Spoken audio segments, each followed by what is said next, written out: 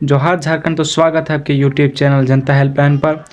तो भाइयों मित्रों, आज हम बात करने वाले हैं झारखंड वृद्धा पेंशन के बारे में कि झारखंड वृद्धा पेंशन की जो योजना है वो आवेदन कैसी करनी होती है और कौन से लोग हैं जो आवेदन कर सकते हैं।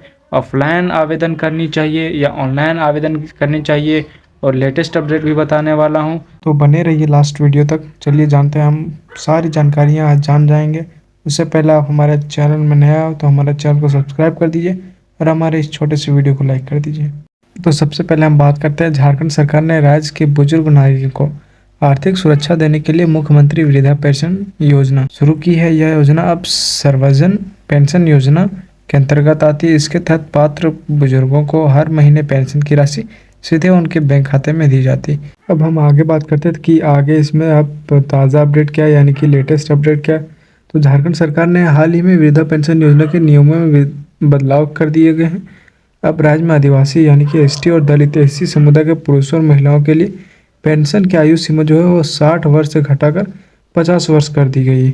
यानी इन समुदायों के लोग 50 वर्ष की आयु पूरी करते ही पेंशन के लिए आवेदन कर सकते हैं और अन्य वर्गों के लिए आयु सीमा पहले की तरह 60 वर्ष ही है।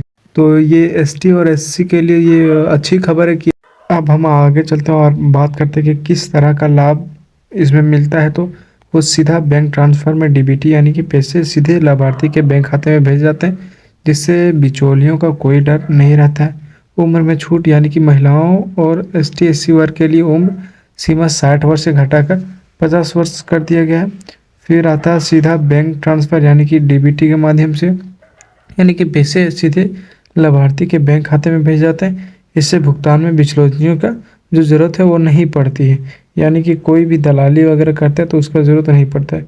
जीवन भर सहायता मिलता है इस लाभ से। एक बार पेंशन शुरू होने के बाद यह लाभार्थी के जीवित रहने तक मिलती रहती है।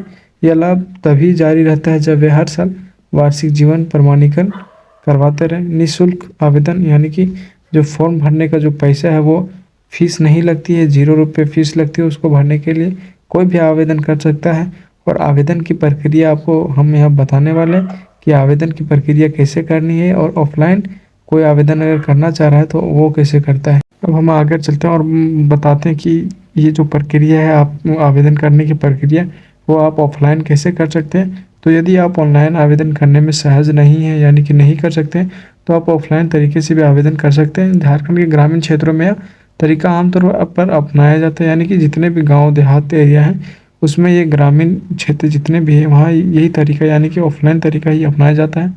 फार्म, सबसे पहले आपको फार्म प्राप्त कर लेना। कभी कहीं भी ब्लॉक प्रखंड कार्यालय या अंचल कार्यालय में वृद्धा पेंशन का आवेदन फॉर्म ले लें।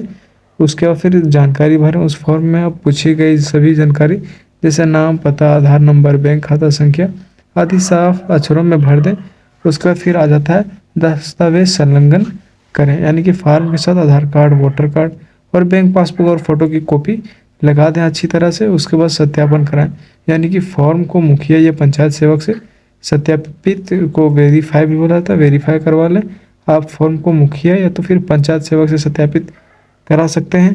उसके बाद फिर आप फॉर्म को जमा कर दीजिए। भरे हुए फॉर्म को प्रखंड विकास पदाधिकारी यानी कि बीडीओ और अंचल अधिकारी सीओ के कार्यालय में जाकर जमा करें और फिर रसीद ले लें। फिर फॉर्म जमा करते समय आपको रसीद ज़रूर ले लीजिएगा। तो ये रही पूरी वीडियो, मैंने आपको पूरी वीडियो बता दी है वृद्धा पेंशन के बारे में। तो और भी कुछ जानकारी प्राप्त करनी हो तो प्लीज़ आप कमेंट कर दीजिएगा।